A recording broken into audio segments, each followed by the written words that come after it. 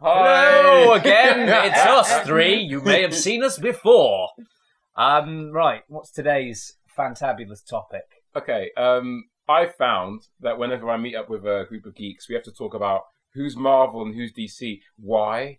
How does this debate come out of nowhere? I don't get it. I just don't understand. And I think that's what we're going to talk about today. Yeah. Why do we have to talk about DC and Marvel being these exclusively, different properties? I don't get it. Well, they're, in my opinion, for all that I'm wearing the bat, I'm more of a Marvel man, I'd say. It's a kind of strange distinction. From my personal standpoint, is I find DC characters are... There's some. It's a bit of variety. And this is a very sweeping statement, but a bit 2D for what they are. I find them as kind of they're heroes first and people second. All right, I think that's where it began because obviously Superman came out. The action genre just has to go around flying around helping people. Batman's a detective. Truth, justice in the American way. Yes, this is true. But isn't it down to the writer? Isn't it down to the artist? Isn't it down to the creator to make that character interesting? Even if they haven't necessarily got the potential for it at the beginning, they can develop their backstory, enhance the mythology. But you're still kind of limited to what you've already got, and B, you can only change so much. I mean, DC's very strong with their property.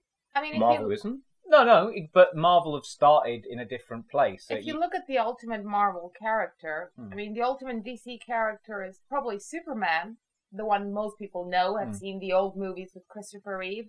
And then you have Spider-Man, who is basically the geek wish fulfillment fantasy, because you start off with this skinny, geeky guy, and everybody's bullying him and later persecuting him. But look, he has superpowers and a super hot girlfriend. So it's... Don't worry, Geeks. You can be saved. It gets better. It can happen to you. So it can't really. No. Your point is that Spider-Man is a more nuanced character, which I will give you, all right, simply because he came later. But with the right stewardship, I mean, look at All-Star Superman, which you're... Yeah, but Spider-Man is funny. Like last time we said, next time we'll talk about DC and Marvel. Next time we can talk about Grant Morrison. And okay. In fact, check out the link to I Hate Grant Morrison, because that's what it's called, all right? He hates him. I think he's all right. We'll see what happens there. But yeah. I think he should die in a fire. So they both hate him. We'll talk about that momentarily. But yeah, we still got, about 7 minutes on the clock. You're saying Spider-Man is more nuanced. Yeah, he is. He came later. But again, you've got various creators who can make these stalwart characters seem quite interesting and varied. And I'd say you've got the more the evolution aspect of it has happened with people like Wonder Woman or Batgirl and the work that like Gail Simone's done and stuff like that. Yeah, that side of it, you've got creators and authors making more rounded, more believable kind of characters. And then undo it all with the reboot. When New 52 is something to be left alone. But I'd say, I mean, again, biased perspective, Marvel has more interesting characters. They all seem to have flaws. Iron Man is an alcoholic. I'm trying to think of another example. The Hulk turns big and green. No. I think they use metaphors also better. I mean, if you look how the X-Men originally started, they've always been a metaphor for minorities, which initially started with the civil rights in the 60s. And then they've actually spelled it out in some comics. It can either be, the LGBT minority or whatever minorities persecuted at the time. So with the X-Men, you have that sense of constant persecution, which people can relate to for whatever reason. And I don't think there's an exact equivalent in DC. Well, that's the problem with DC. Yeah, I completely agree with that. I mean... But yeah, I mean, you'll have the Church of Sophia. Welcome to our first congregation.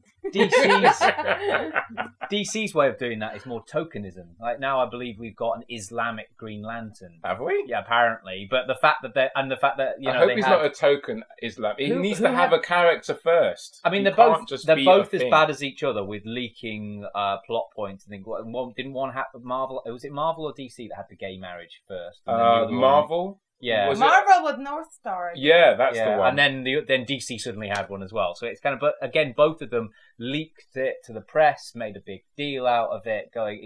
It's doing it for the sake of it, rather than just having a couple of gay superheroes who happen to get married. Yeah, because the fanboys will lose their shit if you have that. I mean, North Star was supposed to be gay from the 80s, and that's how they wrote him in Alpha Flight. But it took them so long to be able to do it on screen, so to speak. It was in the 90s, and the first storyline was like basically he adopts a kid who has AIDS. Yeah, because that's what the gay people are about: AIDS. Now you know. The opinions of Sophia may not represent the opinions of this YouTube channel. The Church of Sophia warns you if you have gay AIDS. What do you think?